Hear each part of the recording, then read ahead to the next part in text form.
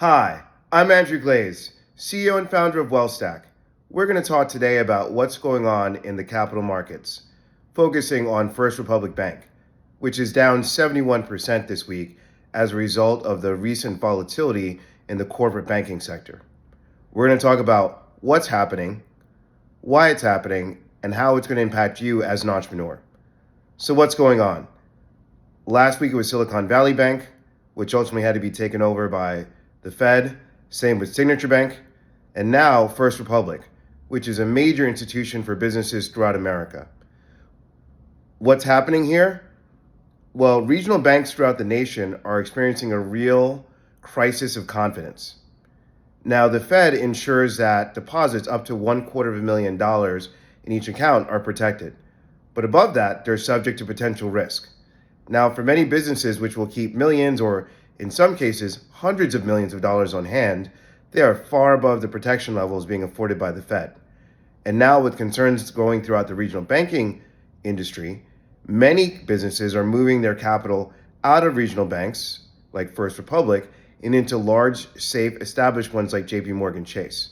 Now in response to this, Janet Yellen and Jamie Dimon have come together to put together a $30 billion pool of capital being deposited into First Republic Bank. This is effectively helping to give them the necessary capital required to prevent a run on the bank any further. But there's still a real concern. Now, how could this impact you as an entrepreneur? It's going to lead to very meaningful declines in lending within the regional and community bank era. All those regional and community banks are going to be so focused on having sufficient capital to avoid a run on the bank that they're really going to need to dial back their lending. Venture debt has already taken a major hit with Silicon Valley Bank stepping back. And so while there are a number of different types of capital available, at WealthStack we talk to capital allocators all day, and most are open for business. Expect tighter credit conditionings, meaning that you're going to have to meet stricter requirements in order to get the capital, and increasing of the spread, or the amount that many borrowers are paying in order to get access to that capital. So you're going to expect increases in difficulties in both those areas.